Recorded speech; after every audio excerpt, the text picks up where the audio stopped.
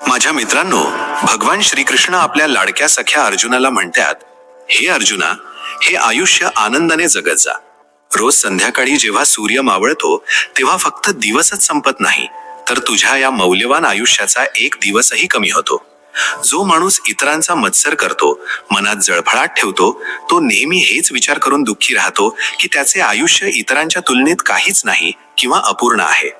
पण मित्रा, सत्य तर हेच आहे की प्रत्येक माणसाचे आयुष्य वेगळे असते.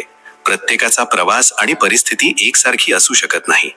जेव्हा आपण इतरांचा रस्ता बघून स्वतःची पावले टाकू लागतो, तेव्हा आपण आपली स्वतःची ओळख हरवून बसतो. आपण कोण आहोत हेच आपण विसरून जातो. या आयुष्यात प्रश्न आहेत, गोंधळ आहे आणि कधी कधी शांतताही आहे. पण हेच तर याचे सौंदर्य आहे. जीवनातील प्रत्येक प्रसंग तुमची हिंमत, तुमची स्वप्ने आणि तुमच्या विजयाचे वर्णन करतो. जेव्हा शब्द अपुरे पडतील आणि लय तुटू लागेल, तेव्हाही लिहित राहा. कारण ही जीवनाची कविता अपूर्ण राहत नाही. तुमच्यामध्येच ती शाई आहे जी ही कविता पूर्ण करेल. हे जीवन भरभरून जगा आणि जगाला तुमची ओळख करून द्या. स्वतःचा शोध घेणे म्हणजे तो दिवा आहे जो अंधारातही जळत राहतो.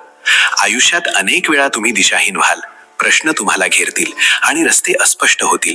पण आपल्या आतला तो दिवा पेटता ठेवा. तीच तुमची ताकद आहे, तुमचा विश्वास आहे.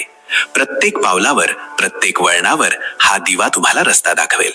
आपल्या उणिवांचा स्वीकार करा आणि आपल्या गुणांना ओळखा. कारण जो स्वतःला शोधतो तो जग जिंकतो. हा दिवा कधीही विझू देऊ नका. आयुष्य म्हणजे एक भरारी आहे आणि तुम्ही त्याचे पक्षी आहात. या उड्डाणात वारे वेगात असतील, आकाश उंच असेल आणि कधी कधी पंखही थकतील, पण तुम्ही तो पक्षी आहात जो वादळातही उडतो. तुमच्या पंखांमध्ये स्वप्ने आहेत आणि डोळ्यात ध्येय. प्रत्येक वेळी जेव्हा तुम्ही पडणार असाल तेव्हा आपल्या पंखांची आठवण करा. ती मेहनत, तो संयम आणि तो विश्वासच तुम्हाला उंच घेऊन जाईल. ही भरारी मनापासून जगा, कारण तुमचे आकाश दुसरे कोणी नाही तर तुम्ही स्वतः निवडता. कर्म करणे हे तुमचे कर्तव्य आहे. फळाचा मोह ठेवणे तुमचे बंधन नाही. श्रीकृष्ण म्हणतात, कर्म करत राहा आणि फळाची चिंता सोडून दे. आयुष्याच्या वाटेवर परिणामांची अपेक्षा न ठेवता पावले टाका. प्रत्येक प्रयत्न तुम्हाला काहीतरी शिकवतो, प्रत्येक पाऊल तुम्हाला घडवते. जेव्हा तुम्ही कर्माची माळ जपता तेव्हा ध्येय स्वतःहून तुमच्याकडे चालत येते. सत्याची साथ भीतीला नष्ट करते. जेव्हा भीती तुमच्या मनाला घेरेल तेव्हा कृष्णाची गीता आठवा. आत्मा अजर आणि अमर आहे. सत्याचा स्वीकार करा, कारण ते तुमचे कवच आहे. जो सत्याच्या वाटेवर चालतो तो भीतीच्या सावलीने कधीही डगमगत नाही. प्रेम ही ती बासरी आहे जी न बोलता साथ घालते. कृष्णाचे प्रेम गोपिकांना बांधून ठेवायचे. शब्दांशिवाय तुम्हीही तुमच्या कर्मात प्रेम भरा. प्रत्येक काम, प्रत्येक नाते, प्रत्येक क्षण जेव्हा प्रेमाने सजतो तेव्हा तो अजरामर होतो. प्रेम करा आणि पहा जग कसे तुमच्या बासरीच्या सुरांवर ताल धरू लागते. संयम हा तो पूल आहे जो ध्येयापर्यंत नेतो. श्रीकृष्णाने अर्जुनाला संयमाचा धडा शिकवला. आयुष्यातील गुंतागुंतीमध्ये जेव्हा रस्ता दिसत नाही तेव्हा संयमाचा आधार घ्या. प्रत्येक वादळ ओसरते आणि प्रत्येक रात्र सकाळीत बदलते. संयमाने चालत राहा, कारण ध्येय त्यालाच मिळते जो थांबायला शिकलेला नसतो. स्वतःला जाणून घेणे हाच सर्वात मोठा विजय आहे. कृष्ण म्हणतात, आत्म्याला ओळखा. जगाला जिंकण्यापूर्वी आपल्या मनाला जिंका. तुमच्या आत ते सत्य आणि ती शक्ती लपलेली आहे जी कोणतीही लढाई जिंकू शकते. जेव्हा तुम्ही स्वतःला ओळखाल तेव्हा कोणतेही युद्ध तुम्हाला हरवू शकणार नाही. दुःख हा तो गुरु आहे जो तुम्हाला काहीतरी शिकवून जातो. ज्याप्रमाणे कृष्णाने अर्जुनाला युद्धाच्या मैदानात ज्ञान दिले, तसेच तुमचे दुःख तुम्हाला काहीतरी शिकवायला येते. त्याला शत्रू समजू नका. प्रत्येक आसू तुम्हाला मजबूत बनवतो. प्रत्येक ठेच तुम्हाला रस्ता दाखवते. दुःखाचा स्वीकार करा, कारण तो तुमचा सर्वात मोठा शिक्षक आहे. कर्माचे बीज आज पेरा, फळाची वाट पाहू नका. हेच श्रीकृष्णाचे तत्वज्ञान आहे. कर्म हाच तुमचा धर्म आहे. आज तुम्ही जे करता तेच तुमचे भविष्य घडवते. फळाच्या चिंतेत बुडून जाऊ नका. प्रत्येक पाऊल, प्रत्येक मेहनत, प्रत्येक प्रयत्न हे सर्व तुमच्या आयुष्याच्या माळेतील मोती आहेत. ते फक्त ओवत राहा. आयुष्याची सफर ही एका नदीसारखी आहे जी कधीच थांबत नाही. कधी शांत तर कधी तुफानी, पण ती नेहमी वाहत राहते. तिच्या प्रवाहासोबत वाहणे सोपे आहे, पण तिला आपल्या ध्येयाकडे वळवणे हीच खरी हिंमत आहे. प्रत्येक पावलावर एक नवीन धडा आणि प्रत्येक वळणावर एक नवीन शिकवण मिळते. पण रस्ता किती कठीण आहे हा प्रश्न नसून तुम्ही तो रस्ता किती सुंदर बनवू शकता हा खरा प्रश्न आहे. जेव्हा सूर्याचे पहिले किरण तुमच्या चेहऱ्याला स्पर्श करते तेव्हा ते फक्त प्रकाश आणत नाही तर एक नवीन संधी घेऊन येते. आपल्या स्वप्नांना सत्यात उतरवण्याची संधी, काल झालेल्या चुका सुधारण्याची संधी आणि कोणाच्या तरी चेहऱ्यावर हसू फुलवण्याची संधी. पण किती लोक या किरणाची किंमत समजतात? आपण अनेकदा त्याला साधे समजून दुर्लक्ष करतो. तुम्ही ज्या लोकांसोबत राहता तुमची विचार करण्याची आणि काम करण्याची पद्धत त्यांच्यासारखीच होते. मित्र असे बनवा जे तुम्हाला चांगली कामे करण्यासाठी प्रोत्साहित करतील आणि वाईट कामांपासून लगेच रोखतील. जर तुम्ही स्वतःच्या हिंमतीवर एखादी जुनी दुचाकी जरी विकत घेतलीत तरी तुम्ही त्या लोकांपेक्षा कितीतरी पटीने यशस्वी आहात जे आपल्या आई वडिलांच्या पैशावर लाखो रुपयांच्या कारमधून फिरतात. 16 ते 25 या वयोगटात जी मुले आपला पूर्ण दिवस मुलींच्या मागे वाया घालवतात शेवटी त्यांना ना प्रेम मिळते ना करिअर. पण याच वयात जे लोक करिअर घडवण्यासाठी मेहनत करतात शेवटी त्यांना प्रेमही मिळते आणि करिअरही. जेव्हा आपण आपल्या मोबाईलचा पासवर्ड कोणाला देत नाही तेव्हा आपल्या आयुष्याचे नियंत्रण दुसऱ्याच्या हातात कसे देऊ शकतो? स्वतः मेहनत करा. एकतर मी काही करत नाही पण जेव्हा मी काही करतो तेव्हा ते काम माझ्यापेक्षा चांगले कोणीही करू शकत नाही. जर तुम्हाला अभ्यासाची किंवा कोणत्याही कामाची सवय लावून घ्यायची असेल तर स्वतःला वचन द्या की पुढच्या 1 महिन्यापर्यंत हे काम मी ठरवलेल्या वेळेत कोणत्याही परिस्थितीत करेन. निश्चितच 1 महिन्यानंतर तुम्हाला त्या कामाची सवय होईल. काही लोक स्वतः तर काही चांगले काम करणार नाहीत आणि जेव्हा दुसरा कोणी करतो तेव्हा त्यात उणिवा शोधू लागतात. जर तुम्ही स्वतः कोणासाठी काही चांगले करू शकत नसाल तर तुम्हाला लोकांच्या चांगुलपणात दोष काढण्याचा कोणताही अधिकार नाही. एकतर तुम्ही काम करा किंवा कारणे सांगा. दोन्ही गोष्टी एकाच वेळी होऊ शकत नाहीत. वारंवार स्वतःला फसवणे आणि दिशाभूल करणे थांबवा. एक ठाम निर्णय आत्ताच्या आत्ता घ्या. रथाचे स्वतःवर काहीही नियंत्रण नसते. रथावर घोडे, त्याचा सारथी आणि मालक यांचा अधिकार असतो. पण रथ मालकाच्या हिशोबाने चालत नाहीये. कधी घोडे रथाला कुठे नेतात तर कधी सारथी रथाला दुसरीकडेच घेऊन जातो. पण मालकाचे कोणीच ऐकत नाही. इतिहासातील अनेक महान लोकांनी मोठ्या कामांची सुरुवात याच विचाराने केली की जर माझ्यासारखे दिसणारे अनेक लोक मोठे यश मिळवू शकतात तर मी का नाही? तुम्ही काही करा किंवा नका करू, वेळ तर जातच आहे. जर वेळ जातच असेल तर त्याचा उपयोग एखाद्या चांगल्या कामासाठी करा. आळशी बनून चालणार नाही. नेहमी आपली सर्वोत्तम कामगिरी करा. मग तुमचे प्रेक्षक कितीही कमी का असेनात. दुःखी राहायचे असेल तर सर्वांमध्ये उणिवा शोधा आणि आनंदी राहायचे असेल तर सर्वांमध्ये गुण शोधा. जोपर्यंत एखाद्या गोष्टीची पूर्ण माहिती नसेल तोपर्यंत तिथे शांत राहणेच उत्तम. कारण अर्धवट सत्य हे पूर्ण खोट्यापेक्षा कितीतरी पटीने जास्त धोकादायक असते. प्रार्थनेचा वेग इतका तीव्र असतो की ती जिभेवर येण्यापूर्वीच ईश्वरापर्यंत पोहोचते. जे काही केले आहे ते नक्कीच समोर येईल. कर्म कोणाचेच नातेवाईक नसते. जो व्यक्ती दुसऱ्याची निंदा करून आनंदी होतो तो तसे करून आपल्या आयुष्यातील पुण्य संपवतो. पण तो एक दिवस स्वतः लोकांच्या नजरेत निंदनीय ठरतो. कारण निंदा केल्याने मनुष्य आपल्या आयुष्यातील फक्त पुण्यच नाही तर पुण्यापासून मिळणारे सुख, यश, कीर्ती या सर्वांचा नाश करून बसतो. तुम्ही त्याच्यासाठी दुःख करता जे दुःख करण्याच्या लायकीचे नाही आणि ज्ञानाच्या गोष्टी करता. बुद्धिमान लोक जिवंत किंवा मृत अशा कोणत्याही व्यक्तीसाठी शोक करत नाहीत. इतरांचे भले करणाऱ्या माणसाला नेहमी कष्टांचा सामना करावा लागतो. कारण नेहमी फळ देणाऱ्या झाडालाच दगडांचा मार सहन करावा लागतो. भगवद्गीतेत लिहिले आहे की युद्ध तोच जिंकतो जो युद्धाच्या वेळेपेक्षा जास्त वेळ युद्ध जिंकण्याची तयारी करतो. जो योद्धा युद्धापूर्वी जेवढी जास्त मेहनत करेल त्याला युद्धाच्या वेळी तेवढ्याच कमी जखमा होतील. विश्वास ठेवा, तुमच्यावर देवाची मोठी कृपा आहे. म्हणूनच तुम्हाला मानवी देह मिळाला आहे. ही आणखी मोठी कृपा समजा की तुम्हाला भजन करण्याची बुद्धी मिळाली आणि भजनाची सुवर्ण संधी प्राप्त झाली. ही संधी वाया घालवू नका, नाहीतर पश्चात्ताप होईल. परिस्थितीचा सामना आपण 3 प्रकारे करू शकतो. पहिले म्हणजे एकतर ती स्वीकारणे, जर स्वीकारू शकत नसाल तर ती बदलण्याचा प्रयत्न करणे आणि जर बदलू शकत नसाल तर ती नशिबावर सोडून देणे. जगाच्या सहवासात जे सुख वाटते त्यात दुःखही मिसळलेले असते. परंतु जगाच्या मोहातून मुक्त झाल्यावर सुख दुःखाच्या पलीकडील अखंड आनंद प्राप्त होतो. निंदा म्हणजे आकाशाच्या दिशेने फेकलेला तो दगड आहे जो फिरून त्याच व्यक्तीवर पडतो ज्याने तो फेकला होता. हे आयुष्य सुंदर आहे, यावर प्रेम करा. आज रात्र आहे तर सकाळची वाट पहा. तो क्षणही येईल ज्याची तुम्हाला ओढ आहे. फक्त देवावर आणि स्वतःच्या वेळेवर विश्वास ठेवा. उद्याचा दिवस सोपा करण्यासाठी आज तुम्हाला कठोर मेहनत करावीच लागेल. आपल्या आळसाची शिक्षा फक्त आपले अपयश नाही तर इतरांचे यश सुद्धा आहे. यश मिळवण्यासाठी आपल्याला आधी विश्वास ठेवावा लागेल की आपण ते करू शकतो. चूक प्रत्येक माणसाकडून होते. पण चूक तोच माणूस सुधारतो ज्याचे मन साफ असते आणि ज्याला नाती गमवायची नसतात.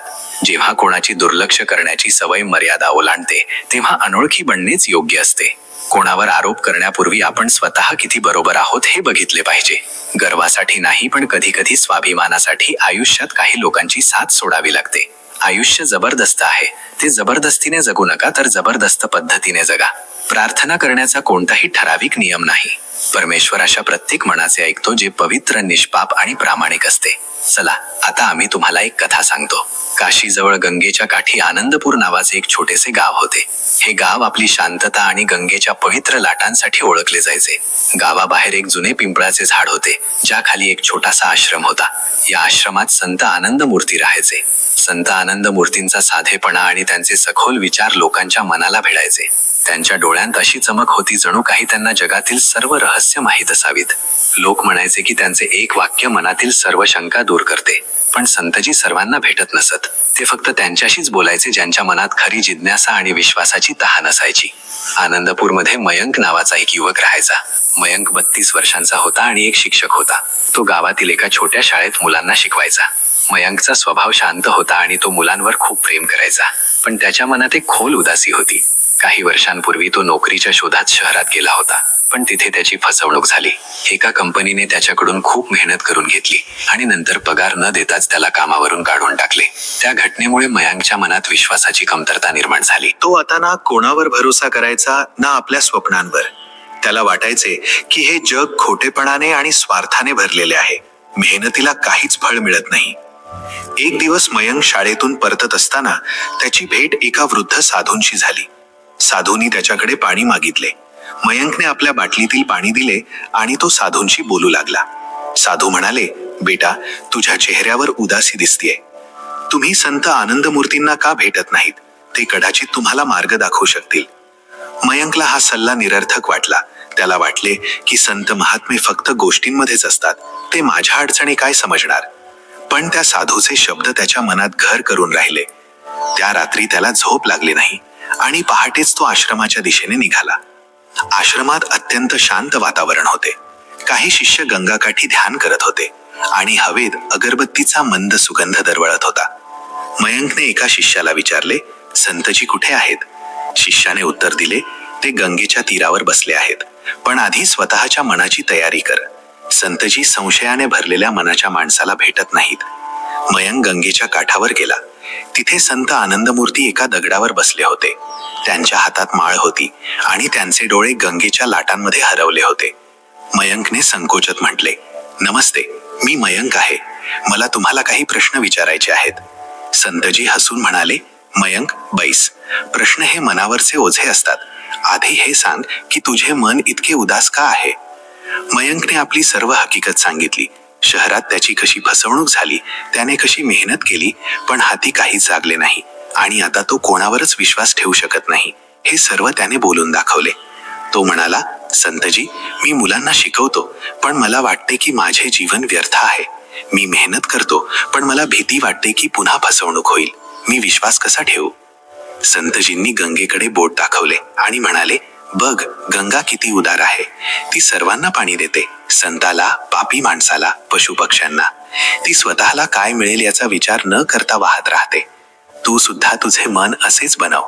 विश्वासाचा अर्थ आहे स्वतःचे हृदय मोकळे करणे. मग भलेही जगाने तुझी फसवणूक केली तरीही. मयंक म्हणाला, पण संतजी, जर मी पुन्हा विश्वास ठेवला आणि पुन्हा माझी फसवणूक झाली तर मी पूर्णपणे तुटून जाईन. संतजी हसून म्हणाले, मयंक, तुटणे वाईट नसते. तुटल्यामुळेच तुला तुझ्या खऱ्या ताकदीची जाणीव होते. विश्वास हे एका बीजासारखे आहे. तू ते पेरतोस आणि काळानुसार त्याचा वृक्ष होतो. हो, कधी कधी वादळे येतात, पण जे बीज पेरले गेले आहेत ते पुन्हा अंकुरतेच. मयंकने विचारले, तर मग मी माझ्या मनातील भीती कशी दूर करू? मला वाटते की माझ्या मनाने पुन्हा स्वप्ने पाहावीत, पण प्रत्येक वेळी जुन्या आठवणी मला रोखतात. संतजी म्हणाले, भीती दूर करण्याचे पहिले पाऊल म्हणजे स्वतःवर विश्वास ठेवणे.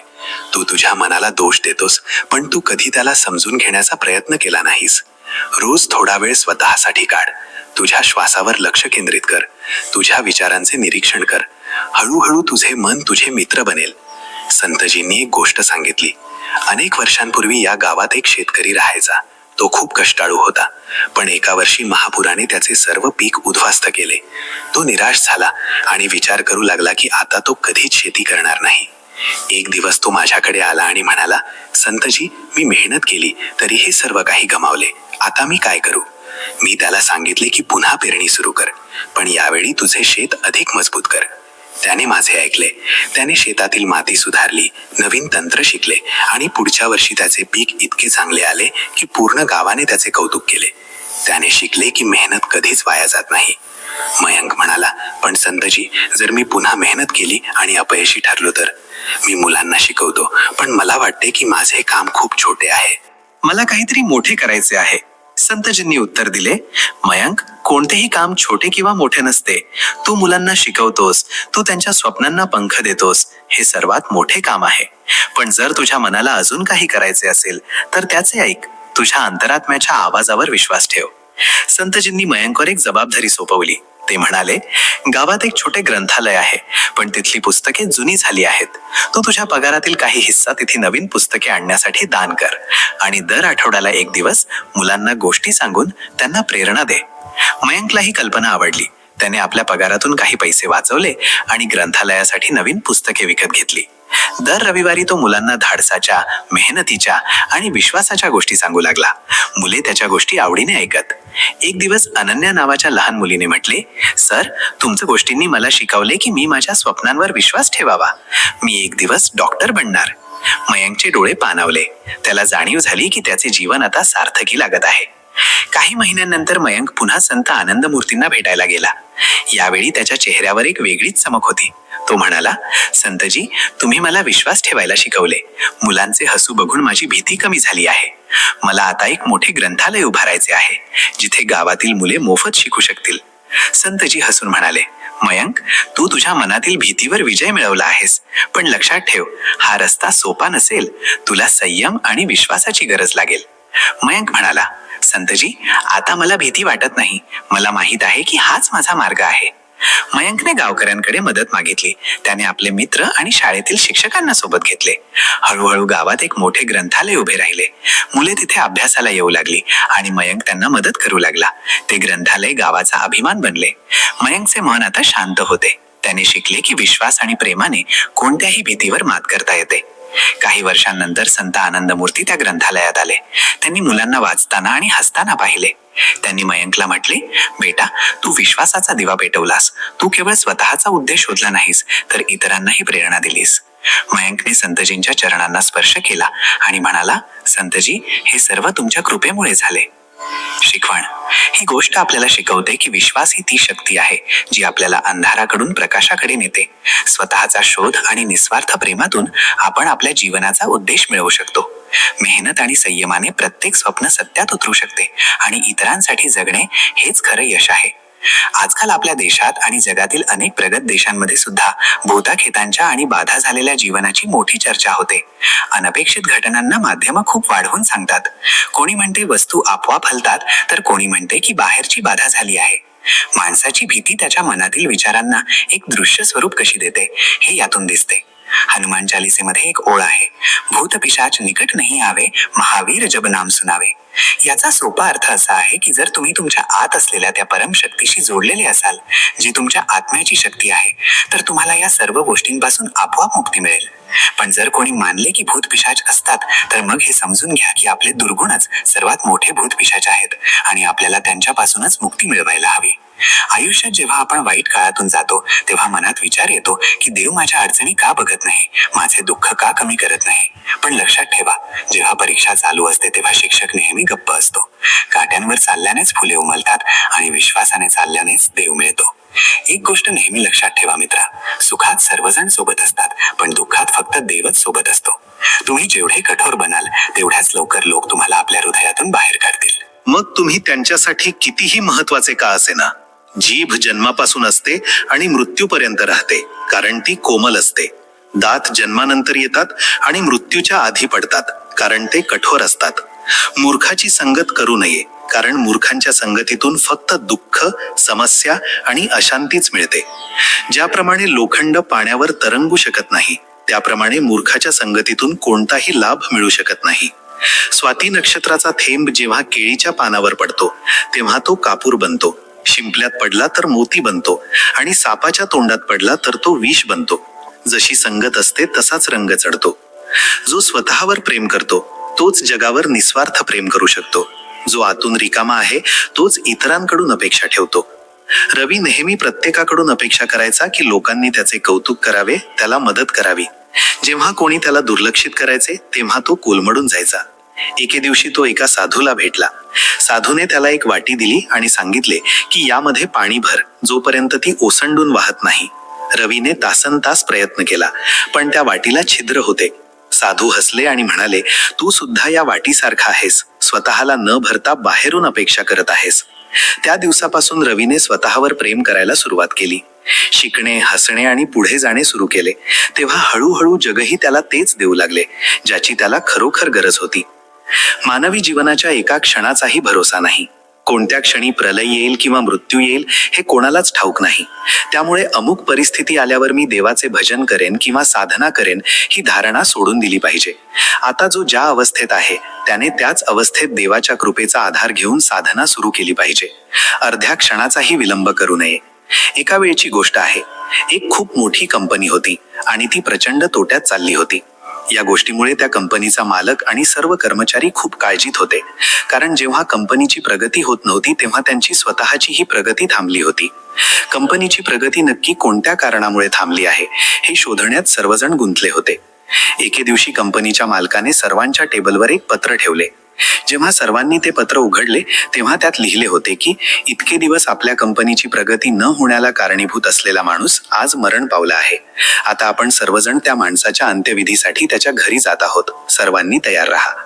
जेव्हा सर्वांनी ते पत्र वाचले तेव्हा त्यांना आनंद झाला की ज्याच्यामुळे प्रगती थांबली होती तो माणूस आता या जगात नाही. आता आपली कंपनी पुन्हा प्रगती करेल. पण ते थोडे दुःखीही झाले की जो कोणी होता तो आपल्याच कंपनीचा माणूस होता. मालकाने सर्वांना एकत्र केले आणि ते सर्वजण त्या माणसाच्या घरी गेले. तिथे एका मोठ्या हॉलच्या मध्यभागी एक शवपेटी ठेवली होती. आता कंपनीचे सर्व लोक एक एक करून त्या शवपेटीजवळ जात होते आणि त्या माणसाला बघत होते. तो माणूस नेमका कोण होता हे पाहण्यासाठी सर्वजण उत्सुक होते. जो वेळेला महत्त्व देतो तोच आयुष्याला साध्य करतो. उशिरा उठणारा संधी गमावतो आणि संधी कोणाचीही वाट पाहत नाही. अमन नेहमी विचार करायचा की उद्यापासून मेहनत करेन, उद्यापासून लवकर उठेन.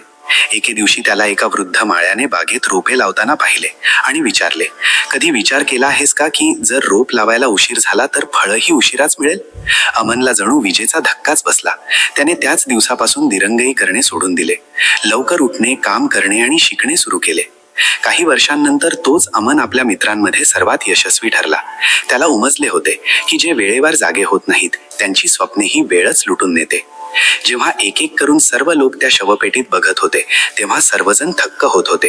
त्या शवपेटीत कोणताही माणूस नव्हता, तर एक आरसा ठेवला होता ज्यामध्ये त्या प्रत्येक माणसाला स्वतःचाच चेहरा दिसत होता. या गोष्टीवरून आपल्याला ही शिकवण मिळते की आपल्या आयुष्यात आपण ज्या स्थानावर आहोत ते दुसऱ्या कोणामुळे नसून स्वतःमुळेच आहोत. आपण अनेकदा आपल्या परिस्थितीला किंवा मजबुरीला दोष देतो, पण आपण हा विचार करत नाही की आज आपण ज्या परिस्थितीत आहोत ती आपल्याच निर्णयांचा परिणाम आहे. आपण नेहमी आपले काम उद्यावर ढकलतो. आज काम करण्याचा मूड नाही अशी कारणे देऊन आपण स्वतःलाच पुढे जाण्यापासून रोखतो. जर आपण आपल्या कामात 100% योगदान दिले नाही तर आपली प्रगती कधीच होऊ शकणार नाही. स्वप्न तर आपण खूप मोठी पाहतो, पण नंतर आपल्याला स्वतःवरच शंका येऊ लागते की माझी ही स्वप्न पूर्ण होतील का? ही शंका आपल्या मनात म्हणूनच येते कारण आपल्याला ठाऊक असते की आपण आपला पूर्ण दिवस नक्की कुठे घालवत आहोत. रोज रात्री आपल्याला अपराधी वाटते की आजचा दिवसही मी वाया घालवला आणि कामाच्या नावावर काहीच केले नाही. जर तुम्हाला असे वाटत असेल की तुम्हाला हा अपराधीपणा जाणवू नये तर तुम्हाला ती कारणे बाजूला ठेवून आपल्या कामावर लक्ष केंद्रित करावे लागेल. म्हणतात ना, मेहनत इतक्या शांततेने करा की तुमचे यश सर्वत्र गाजेल. आयुष्यात कितीही मोठे दुःख आले तरी जर ते सुधारणे तुमच्या हातात नसेल तर ते ईश्वरावर सोडून देणे श्रेयस्कर असते. आपण नेहमी आपल्या असहाय्यतेला किंवा परिस्थितीला दोष देतो, पण आपण हा विचार करत नाही की आज आपण ज्या परिस्थितीत आहोत किंवा जे काही हताश आहोत त्याला आपण स्वतःच कारणीभूत आहोत. आपण नेहमी आपलं काम उद्यावर ढकलत असतो, काम करण्याचा आता मूड नाही अशी कारणं देऊन आपण स्वतःलाच कधी पुढे जाऊ देत नाही. जर आपण आपल्या कामात 100% योगदान दिलं नाही तर आपली प्रगती कधीच होऊ शकणार नाही. स्वप्न तर आपण खूप मोठी पाहतो, पण नंतर आपल्याला स्वतःवरच शंका येऊ लागते की माझी ही स्वप्न कधी पूर्ण होतील का? मी ही स्वप्न सत्यात उतरवू शकेन का? ही शंका आपल्या मनात म्हणूनच निर्माण होते कारण आपल्याला चांगलं ठाऊक असतं की आपण आपला पूर्ण दिवस नेमका कशात घालवत आहोत. दररोज रात्री आपल्याला मनातल्या मनात अपराधी वाटतं, गिल्ट जाणवतो की मी आजचा दिवसही वाया घालवला आणि कामाच्या नावावर काहीच केले नाही. जर तुम्हाला वाटत असेल की तुम्हाला असं अपराधी वाटू नये तर तुम्हाला ही सगळी कारणं बाजूला ठेवून आपल्या कामावर लक्ष केंद्रित करावे लागेल. असं म्हणतात ना की मेहनत इतक्या शांतपणे करा की तुमचे यश सर्वत्र गाजेल. आयुष्यात कितीही मोठं दुःख आलं तरी जर ते सुधारणे तुमच्या हातात नसेल तर 5 मिनिटापेक्षा जास्त काळ दुःखी राहू नका आणि पुढे चालत राहा. तरच तुम्ही आयुष्य जगायला शिकाल, नाहीतर आयुष्यभर कोणत्या ना कोणत्या गोष्टीवरून दुःखीच राहाल. सत्य समजून घेण्यासाठी संयम हवा असतो. घाई गडबडीत फक्त भ्रम मिळतात. जो थांबून पाहतो तोच जीवनातील रहस्य ओळखू शकतो. विवेक नेहमी घाईत निर्णय घ्यायचा, कधी नोकरी बदलायचा तर कधी नाती तोडायचा आणि प्रत्येक वेळी त्याला पश्चाताप करावा लागायचा. एके दिवशी गावातील एका वृद्ध ज्ञानी माणसाने त्याला नदीकाठी बोढवले आणि सांगितले की या पाण्याकडे बघ. जेव्हा वादळ येते तेव्हा ते अस्वस्थ होते, पण जेव्हा ते शांत असते तेव्हा आपली खोली दाखवते. विवेकला समजले की त्याचे आयुष्यही तसेच आहे. त्याने घाई करणे सोडून दिले आणि विचारपूर्वक पावले उचलू लागला. हळूहळू तो आपल्या चुकांतून मुक्त झाला आणि असं आयुष्य जगू लागला ज्यात शांतता आणि यश दोन्ही होते. आपली स्वप्न पूर्ण करण्यासाठी एक निश्चित योजना आखा आणि त्यावर लगेच काम सुरू करा. मग तुम्ही त्या योजनेसाठी तयार असाल किंवा नसाल तरी चालेल. तुम्ही ज्या लोकांसोबत राहता तुमची विचार करण्याची आणि काम करण्याची क्षमता त्यांच्यासारखीच होते. मित्र असे बनवा जे तुम्हाला चांगलं काम करण्यासाठी प्रोत्साहित करतील आणि वाईट काम करण्यापासून लगेच रोखतील. जर तुम्ही तुमच्या स्वतःच्या हिमतीवर एखादी जुनी दुचाकी जरी विकत घेत असाल तर तुम्ही त्या लोकांपेक्षा कितीतरी पटीने यशस्वी आहात जे आपल्या आई वडिलांच्या पैशावर महागड्या गाड्यांमधून फिरतात. 16 ते 25 वयोगटातील जी मुलं आपला पूर्ण दिवस मुलींच्या मागे वाया घालवतात, शेवटी त्यांना ना प्रेम मिळतं ना करिअर. पण याच वयात जे लोक करिअर घडवण्यासाठी मेहनत करतात त्यांना शेवटी प्रेमही मिळतं आणि करिअरही. जेव्हा आपण आपल्या मोबाईलचा पासवर्ड कोणाला देत नाही, मग आपल्या आयुष्याचा नियंत्रण दुसऱ्याच्या हातात कसं काय देऊ शकतो? ज्याचा आपल्या कर्मावर विश्वास असतो त्याला निकालाची काळजी नसते, कारण त्याला माहित असतं की जर बीज पेरलं आहे तर फळ नक्कीच येणार. श्रेयाने नवीन व्यवसाय सुरू केला, पण दर महिन्याला तिला हीच भीती वाटायची की जर हा व्यवसाय फ्लॉप झाला तर. एके दिवशी तिच्या गुरूंनी तिच्या हातावर एक बी ठेवलं आणि सांगितलं की हे जमिनीत पेर, याला पाणी घाल, पण दररोज हे उकरून बघू नकोस की याला अंकुर फुटला की नाही. श्रेया हसली आणि तिला त्यांचा मुद्दा समजला. तिने निकालाची काळजी सोडून दिली आणि पूर्ण निष्ठेने काम केलं. काही महिन्यांतच तिचा व्यवसाय बहरला. आता तिची खात्री पटली होती की जेव्हा कर्म शुद्ध असतं तेव्हा निकालाची चिंता करणं मूर्खपणा आहे. जेव्हा एकदा मनात विचार पक्का होतो की मला हे काम करायचं आहे तेव्हा माझ्याकडे दुसरा कोणताही पर्याय उरत नाही. मी हा विचार करण्यात वेळ वाया घालवत नाही की हे काम आज करू, उद्या करू की परवा करू. एकदा मी ठरवलं की मला हे करायचं आहे मग मी ते लगेच सुरू करतो. जर तुम्ही वेळेत आपली स्वप्न पूर्ण करू शकला नाहीत तर तुम्ही जिवंतपणीच मेल्यासारखे असाल. जेव्हा तुम्ही वेळेला तुमच्या हिशोबाने ठेवता तेव्हा वेळ तुम्हाला सुख देते, पण जेव्हा वेळ तुम्हाला स्वतःच्या हिशोबाने चालवते तेव्हा वेळ तुम्हाला दुःख देते. कमकुवत लोक अपमानाचा बदला भांडण करून घेतात आणि बुद्धिमान लोक यशस्वी होऊन घेतात. तुम्हाला जर अपमानाचा बदला घ्यायचा असेल तर इतके यशस्वी व्हा की तुमचा अपमान करणाऱ्यांची तुमच्याशी बोलण्याची सुद्धा लायकी उरणार नाही. जबाबदार मुलं आपल्या वडिलांच्या संपत्तीवर उड्या मारत नाहीत तर ती जबाबदारी घेऊन इतकी मेहनत करतात की म्हातारपणी त्यांच्या वडिलांना कष्ट करावे लागू नयेत. जे आपल्या मेहनतीवर विश्वास ठेवतात ते आयुष्यात कधीच भरकटत नाहीत. ते एक दिवस ध्येयापर्यंत पोहोचतातच. तुम्हाला जे बनायचं आहे तिथे जाणारा रस्ता तुमच्या पायाखालीच आहे. फक्त चालण्याची सुरुवात करा.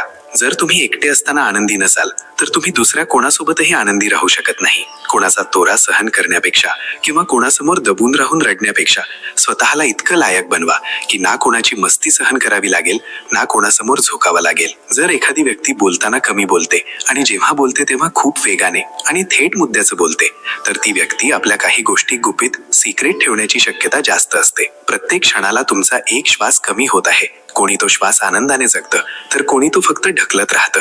जीवन म्हणजे केवळ एक श्वास आहे, तो पूर्णत्वाने जगा. तुम्ही आयुष्य कंठायला नाही तर जगायला आला आहात. खरं प्रेम आणि खरं जोडपं तेच असतं जे एकमेकांना करिअर घडवण्यासाठी मदत करतात, आयुष्य उद्ध्वस्त करण्यासाठी नाही. जोपर्यंत तुमची नजर फक्त ध्येयावर असेल तोपर्यंत प्रवास ओझा वाटेल, पण जेव्हा तुम्ही प्रवासाला प्रेम करू लागाल तेव्हा ध्येय आपोआप साध्य होईल. निशा रोज एकच स्वप्न पाहायची की तिला लवकरात लवकर मोठ्या कंपनीत नोकरी मिळावी. ती प्रत्येक मुलाखतीत घाबरायची आणि प्रत्येक नकाराने खचून जायची. एके दिवशी तिच्या वडिलांनी विचारलं की तू त्या ध्येयावर प्रेम करतेस की तिथपर्यंत जाणाऱ्या रस्त्यावर? त्या दिवसापासून निशाने निकालाची काळजी सोडून दिली आणि ती दररोज स्वतःला अधिक चांगलं बनवू लागली. हळूहळू तिचा आत्मविश्वास वाढला आणि एके दिवशी तिला तिच्या आवडीच्या कंपनीतून बोलावणं आलं. ती हसून म्हणाली की आता ध्येय गाठलं गेलंय, कारण आता मी रस्त्यावर प्रवासावर प्रेम केलं आहे. जर तुम्ही एखाद्या गोष्टीकडे तिचे मालक असल्याच्या भावनेने बघता तेव्हा ती गोष्ट विकत घेण्याची शक्यता वाढते. एखादी गोष्ट मिळवण्यासाठी इतकी मेहनत करा की नशिबाने सुद्धा म्हणावं की ही गोष्ट तुझ्यासाठीच बनली आहे.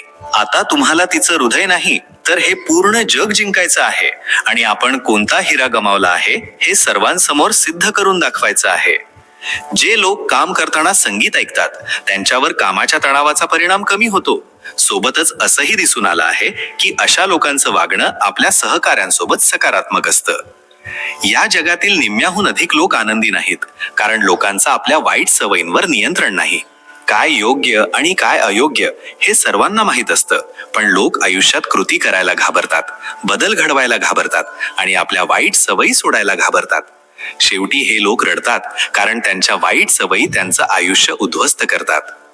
जेव्हा हृदय तुटतं तेव्हा काही लोक नवीन नातं शोधण्याची तयारी करतात तर काही लोक आपलं नशीब घडवण्याची. जर तुम्ही 24 तास कोणासाठीही उपलब्ध राहाल तर विश्वास ठेवा की तो माणूस एक दिवस तुमची किंमत करणं बंद करेल. जगात आलो आणि निघून गेलो असं आयुष्य मला नको आहे. जर आलो आहे तर काहीतरी चांगलं करूनच जाईन. एकदा श्रीराम म्हणाले की लक्ष्मण, माझ्या आणि सीतेमध्ये एक वाद झाला आहे, तू त्याचा न्याय कर. लक्ष्मण तयार झाले. श्रीराम म्हणाले की मी म्हणतो माझे पाय सुंदर आहेत आणि सीता म्हणते तिचे पाय सुंदर आहेत. तू आम्हा दोघांच्या पायांची पूजा करतोस, आता तूच ठरव की कोणाचे पाय सुंदर आहेत. श्रीरामांनी समजावून सांगितलं की तू वैरागी आहेस, निर्भय होऊन सांग कोणाचे पाय सुंदर आहेत.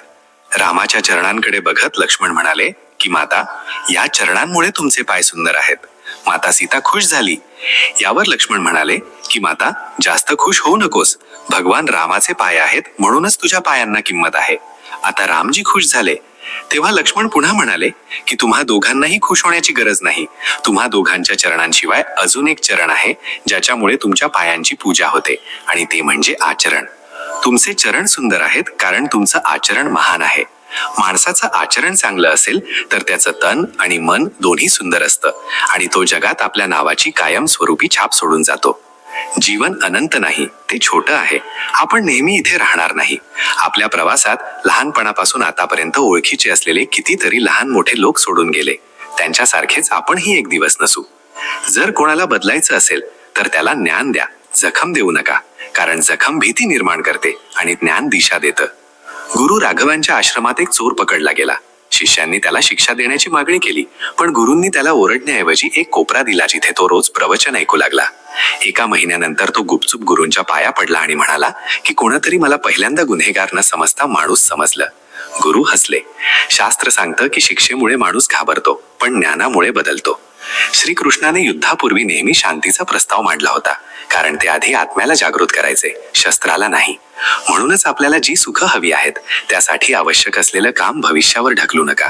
काहीही झालं तरी गोष्टी टाळण्याची सवय सोडून द्या. मग मृत्यू डोक्यावर जरी असला तरी आपल्याकडे भरपूर जगण्याची आणि एक चांगला माणूस म्हणून जगण्याची संधी आहे.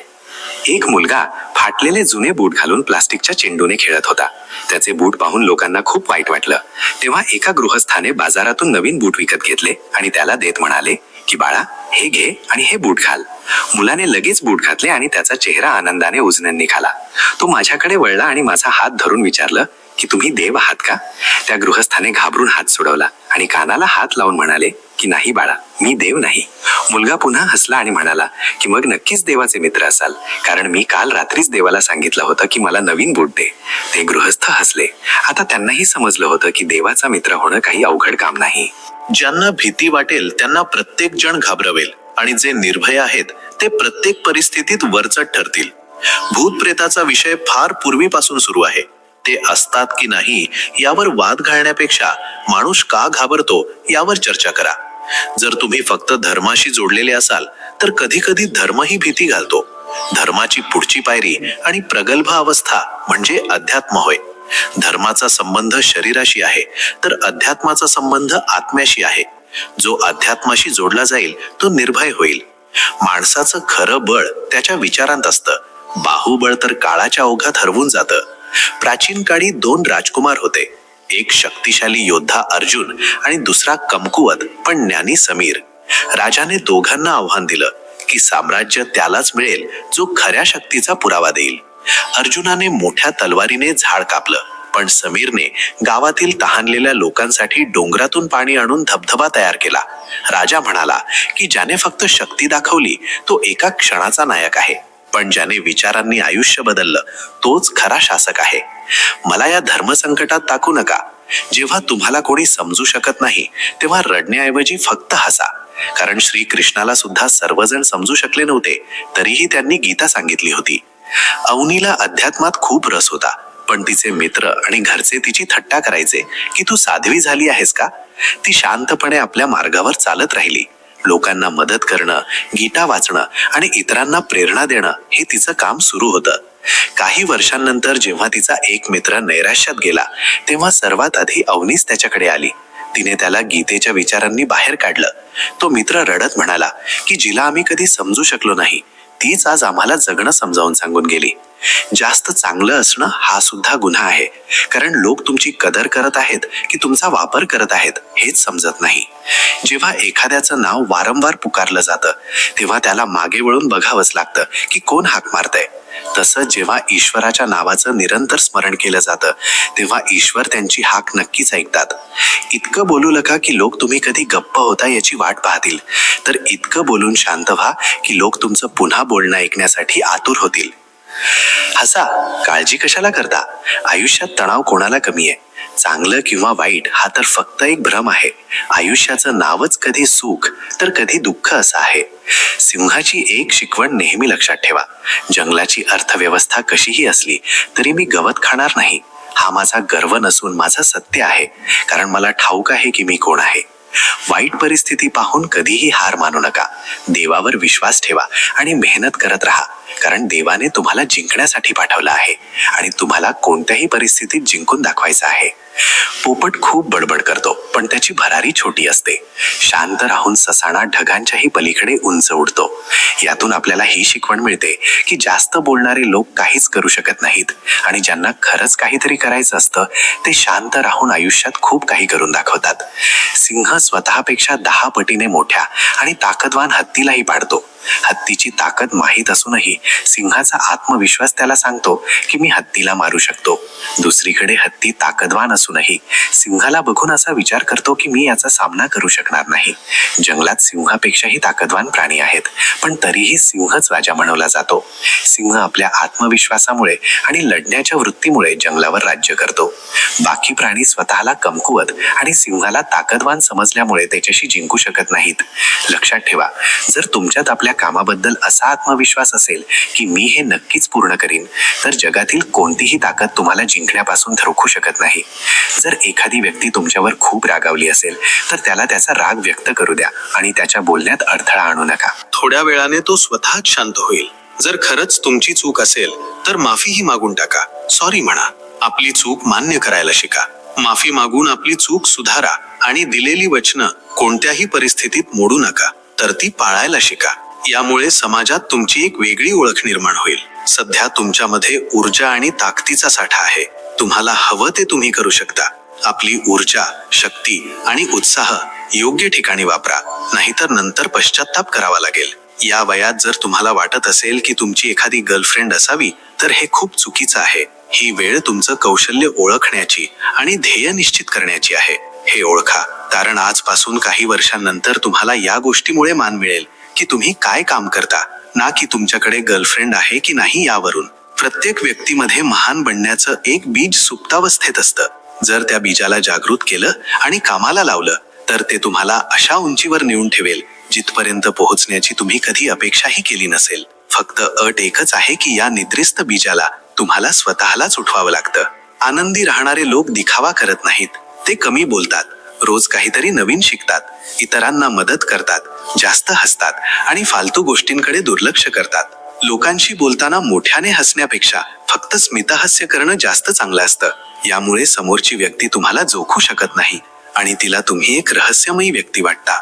लक्षात ठेवा, तुम्ही जितकी मेहनत करता, योग्य वेळ आल्यावर त्याचं फळ मिळण्यापासून तुम्हाला कोणीच रोखू शकत नाही. फक्त तुम्ही थकून जाऊन मेहनत करणं थांबवू नका. आयुष्यातील सर्वात कठीण काळ तेव्हा येतो जेव्हा सत्य माहीत असूनही आपल्या माणसांच्या आनंदासाठी आपल्याला नाईलाजाने चुकीच्या निर्णयाला हो म्हणावं लागतं. निसर्ग चांगल्या माणसांना सर्वात जास्त दुःख देतो, जेणेकरून ते जीवन आणि माणसांना ओळखू शकतील. दुःखी माणूस साध्या आयुष्याला कंटाळतो आणि तिथूनच मग त्याच्या आयुष्यात काहीतरी मोठं करण्याची सुरुवात होते. जर तुम्ही तुमचं दुःख इतरांना सांगत नसाल तर समजून घ्या की तुम्ही आयुष्य जगायला शिकला आहात. कारण समजूतदार लोकांना हे लवकर लक्षात येतं की इतरांना आपलं दुःख सांगून काहीच फायदा नसतो. आपलं दुःख आपल्यालाच सोसावं लागतं. कोणीही तुमची मदत करू शकत नाही. ज्याप्रमाणे लोक मेलेल्या माणसाला खांदा देणं पुण्य समजतात, त्याचप्रमाणे जर जिवंत माणसाला आधार देणं पुण्य समजू लागले तर त्या दिवशी प्रत्येकाचं आयुष्य सोपं होईल. जोपर्यंत तुम्ही एखादा स्थान मिळवत नाही तोपर्यंत लोकांकडून प्रेम आणि आदराची अपेक्षा करू नका. जो स्वतःचा आदर करत नाही किंवा स्वतःला कशाच्याही लायक बनवत नाही त्याला कुठेच आदर मिळत नाही. समजा तुम्ही बसने कुठे जात आहात आणि वाटेत ती बस बिघडली. ती दुरुस्त व्हायला 1 दिवस लागणार आहे. अशा वेळी तुम्ही काय कराल? तिथे बसून वाट पाहाल? नाही, तुम्ही दुसरी बस पकडाल आणि तिथून लगेच निघून जाल. त्याचप्रमाणे आयुष्यात एखादी अडचण आल्यावर तुम्ही एकाच ठिकाणी थांबून दुःखी होऊ शकत नाही. तुम्हाला ती अडचण सोडून पुढे जावंच लागेल. कोणाचा बदला घ्यायचा असेल तर इतके यशस्वी व्हा की प्रत्येक ठिकाणी फक्त तुमचीच चर्चा होईल. कोणाला मारून किंवा कोणाशी भांडून बदला घेण्यापेक्षा यशस्वी होणं जास्त चांगलं आहे. मग तो माणूस तुम्हाला बघून आयुष्यभर जळत राहील. चला, आता आपण एक कथा ऐकूया. क्षमेचा प्रकाश. संत आणि गावाची गोष्ट. यमुनेच्या काठावर प्रेमनगर नावाचं एक छोटं गाव होतं. हे गाव आपल्या निसर्गरम्य वातावरणासाठी आणि साधेपणासाठी ओळखलं जायचं. पण गावकऱ्यांमध्ये छोट्या छोट्या गोष्टींवरून भांडणं होणं ही सामान्य गोष्ट होती. गावाजवळ एक जुनं वडाचं झाड होतं, ज्याच्या खाली एक छोटासा आश्रम होता. या आश्रमात संत प्रेमानंद राहायचे.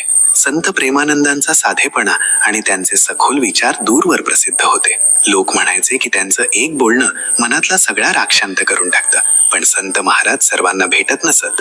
ते फक्त त्यांच्याशीच बोलायचे ज्यांच्या मनात काहीतरी शिकण्याची खरी ओढ असायची. प्रेमनगरमध्ये अर्जुन नावाचा एक तरुण राहायचा. अर्जुन 30 वर्षांचा होता आणि गावातील सर्वात कुशल लोहार होता. त्याने बनवलेली नांगरं, कुऱ्हाडी आणि भांडी संपूर्ण भागात प्रसिद्ध होती. अर्जुन कष्टाळू आणि प्रामाणिक होता, पण तो खूप रागीट स्वभावाचा होता. छोट्या छोट्या गोष्टींवरून तो आपला ताबा सोडून द्यायचा. एकदा गावातील एका व्यापाऱ्याने त्याला कमी किमतीत नांगरं बनवायला सांगितलं आणि जेव्हा अर्जुनने नकार दिला तेव्हा त्या व्यापाऱ्याने त्याचा अपमान केला. अर्जुनने रागाच्या भरात व्यापाऱ्याला धमकी दिली आणि प्रकरण इतकं वाढलं की गावात पंचायत बोलवावी लागली. पंचायतीने अर्जुनला 1 महिन्यासाठी गावाबाहेर जाण्याची शिक्षा दिली. अर्जुनला ही शिक्षा अपमानास्पद वाटली. त्याला वाटायचं की मी तर काही चुकीचं केलं नाही, तो व्यापारी चुकीचा होता.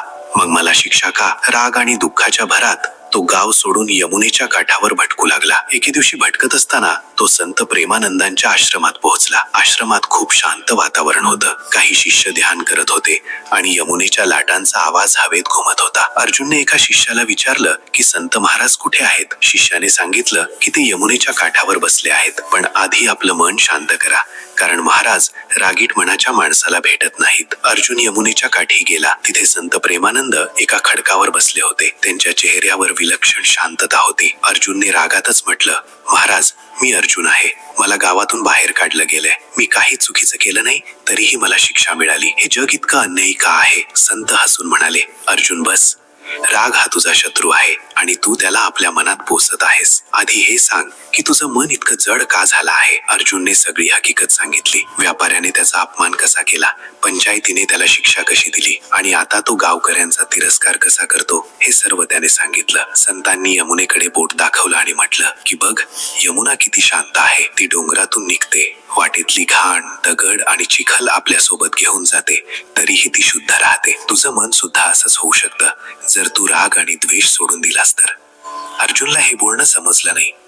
तो म्हणाला, महाराज, पण मी राग का करू नये? त्या व्यापाऱ्याने माझा अपमान केला, गावकऱ्यांनी माझ्यावर विश्वास ठेवला नाही, मग मी गप्प का बसू? संत म्हणाले, अर्जुन, राग ही अशी आग आहे जी आधी तुलाच जाळते. जेव्हा तू रागवतोस तेव्हा तू स्वतःची शांतता गमावतोस. प्रश्न हा नाही की इतरांनी काय केलं, प्रश्न हा आहे की तू तुझ्या मनाला काय शिकवलंस. अर्जुनने विचारलं, मग मी माझ्या रागावर नियंत्रण कसं मिळवू? मला माझं मन शांत करायचंय, पण दरवेळी कोणी ना कोणी मला चिथावणी देतं. संतांनी एक दीर्घ श्वास घेतला आणि सांगितलं की रागावर नियंत्रण मिळवण्याची पहिली पायरी म्हणजे क्षमा. जेव्हा तू इतरांना माफ करतोस तेव्हा तू तुझ्या मनाचं ओझं हलकं करतोस. क्षमा करणे ही कमकुवतपणाची लक्षणं नसून ती ताकदीची ओळख आहे. अर्जुन म्हणाला, क्षमा, पण त्या व्यापाऱ्याने माझा अपमान केला, जर मी त्याला माफ केलं तर तो अजूनच माजेल. संत हसून म्हणाले, क्षमा करण्याचा अर्थ असा नाही की तू चुकीच्या गोष्टीचा स्वीकार कर. क्षमा करण्याचा अर्थ असा आहे की तू तुझ्या मनाला त्या चुकीपासून मुक्त कर. जेव्हा तू कोणाला माफ करतोस तेव्हा तू दुसऱ्यासाठी नाही तर स्वतःच्या शांततेसाठी ती वाट निवडतोस. संतांनी एक गोष्ट सांगितली. अनेक वर्षांपूर्वी याच गावात दोन भाऊ राहत होते. एकदा एका साध्या गोष्टीवरून त्यांचं भांडण झालं. मोठ्या भावाने रागाच्या भरात धाकट्या भावाला घराबाहेर काढलं. धाकटा भाऊ गाव सोडून निघून गेला, पण मोठ्या भावाचं मन कधीच शांत झालं नाही. तो रोज आपल्या रागाची आठवण काढायचा आणि दुःखी व्हायचा. एके दिवशी तो माझ्याकडे आला आणि म्हणाला की महाराज, मला शांतता हवी आहे. मी त्याला सांगितलं की तुझ्या भावाला शोध आणि त्याला माफ कर. त्याने तसंच केलं. जेव्हा ते दोन्ही भाऊ गळ्यात पडले तेव्हा मोठ्या भावाच्या डोळ्यात आनंदाश्रू होते. तो म्हणाला की महाराज, मी इतकी वर्ष रागाच्या भरात वाया घालवली. क्षमेने मला आज खऱ्या अर्थाने मुक्त केलं आहे. अर्जुनने विचार केला आणि म्हणाला, पण महाराज, जर मी व्यापाऱ्याला माफ केलं तर गावकरी मला कमकुवत समजणार नाहीत का? संतांनी उत्तर दिलं की लोक काय समजतात ही तुझी चिंता नाही. तुझं काम आपलं मन शुद्ध ठेवणं हे आहे. जेव्हा तू क्षमा करतोस तेव्हा तू तुझ्या हृदयात प्रेमाचा दिवा लावतोस आणि प्रेमाचा प्रकाश कधीच कमकुवत नसतो. संतांनी अर्जुनला एक काम दिलं. ते म्हणाले की गावात एक वृद्ध विधवा राहते. तिचं नाव सरला आहे. ती एकटीच असते आणि तिचं कोणीही नाही. तू तिच्यासाठी काहीतरी कर. तिच्या घराची दुरुस्ती कर आणि तिच्यासाठी लाकूड आणि अन्नाची सोय कर. आणि हो, तिच्याशी बोल, तिची गोष्ट ऐकून घे. अर्जुनला हे काम थोडं विचित्र वाटलं. त्याने विचार केला की मी तर लोहार आहे, मी सरला मावशीसाठी काय करू शकतो? पण संतांनी सांगितलं म्हणून तो तयार झाला. त्याने आपल्या कमाईतून काही पैसे वाचवले आणि सरला मावशीसाठी धान्य, कपडे आणि लाकूड विकत घेतलं. आपल्या मित्रांच्या मदतीने त्याने तिचं ते पडकं घर नीट दुरुस्त करून दिलं. जेव्हा तो सरला मावशीला भेटला तेव्हा ती म्हातारी आई रडत म्हणाली, बाळा, तू माझ्यासाठी इतकं केलंस, मी तुला काय देऊ? अर्जुन म्हणाला, आई, फक्त तुझे आशीर्वाद हवेत. त्या दिवशी अर्जुनला एक वेगळीच शांतता जाणवली. त्याने संतांना सांगितलं की महाराज, सरला आईचं हसू बघून माझं मन हलकं झालं, पण माझा राग अजून पूर्णपणे गेलेला नाही. मला त्या व्यापाऱ्याला माफ तर करायचं आहे, पण माझं मन वारंवार जुन्या गोष्टी आठवत राहतं. संत म्हणाले, अर्जुन, क्षमा करणे ही काही एकदा करायची गोष्ट नाही, तो एक सराव आहे.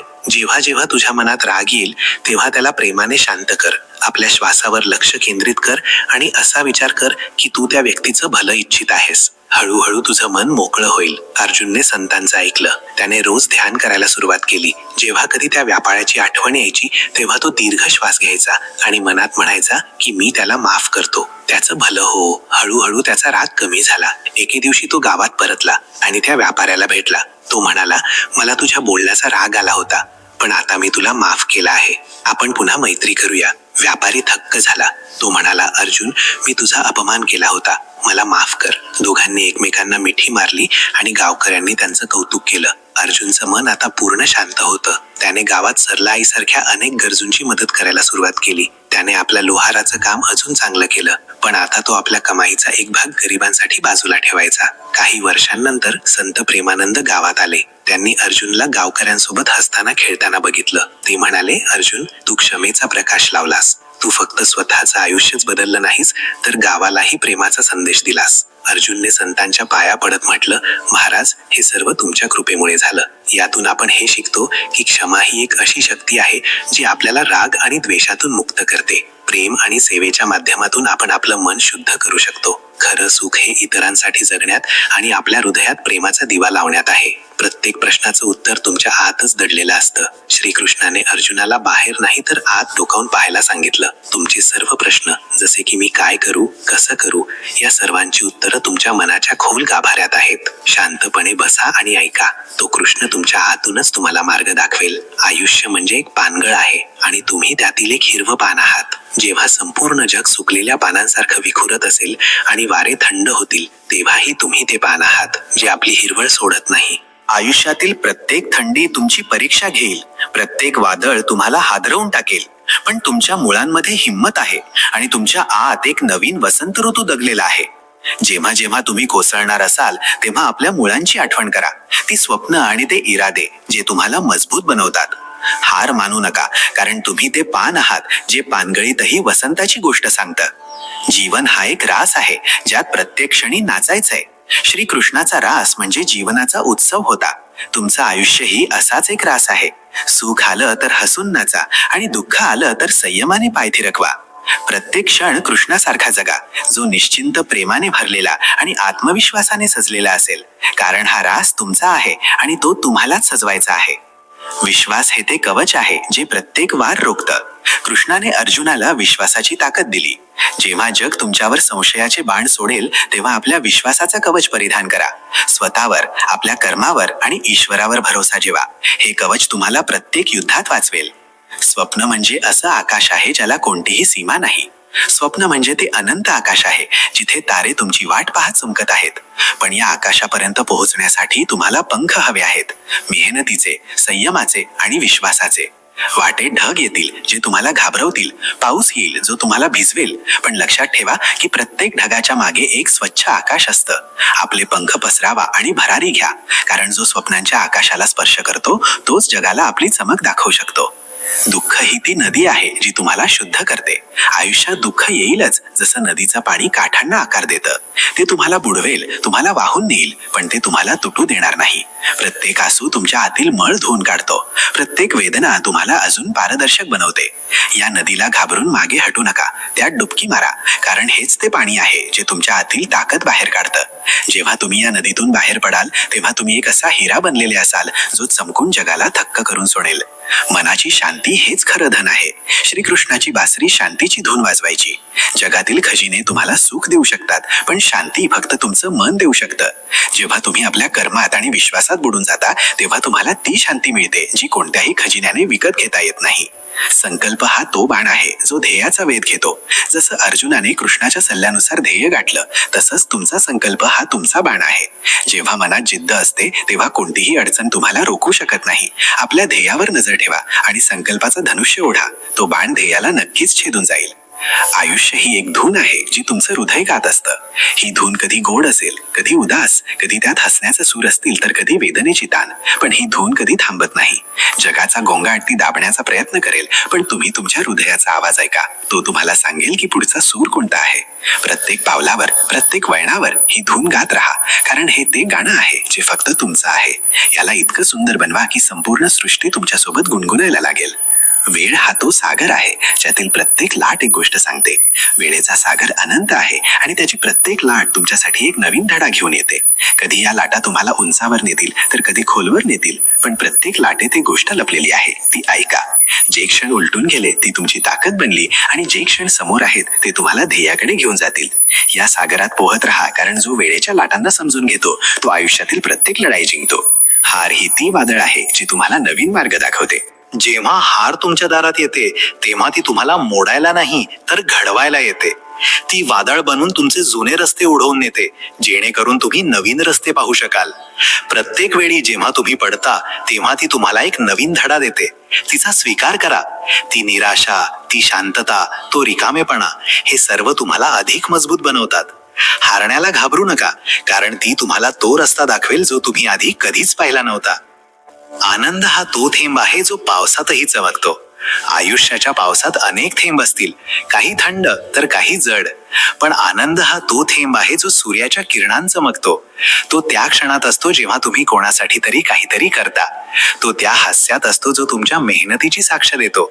तो त्या शांततेत असतो जेव्हा तुम्ही स्वतःला सांगता की मी चांगलं केलं. या थेंबाला पकडा आणि जपून ठेवा, कारण हीच ती चमक आहे जी तुमच्या आयुष्यात इंद्रधनुष्य भरते. आयुष्य ही एक कविता आहे ज्याचा प्रत्येक भाग तुमची गोष्ट आहे. या कवितेचे शब्द नेहमी सोपे नसतात, जेव्हा कोणी समजतच नसेल तर त्याला समजून सांगण्याची गरजच काय? जेव्हा कोणाला काही महत्वच उरलं नसेल तर त्याला सांगण्याची गरजच काय? ज्या नात्यांमध्ये एकमेकांच्या भावनांचा आदर आणि कदर नाही, ती नाती उगाच ओढत नेण्याची गरजच काय? कोणासाठी जिंकायचं आणि कोणासाठी हारायचं? आयुष्यभर हे वाद तरी कोणासाठी? जो आला आहे तो एक दिवस जाणारच आहे, मग माणसाला इतका गर्व कशासाठी? जे लोक हार मानून बसतात ते कधीच पुढे जाऊ शकत नाही. म्हणूनच जेव्हा वाटेल की काहीच होत नाहीये तेव्हा सुद्धा चालत राहा, कारण प्रत्येक प्रवासाचं ध्येय एक दिवस नक्कीच मिळतं.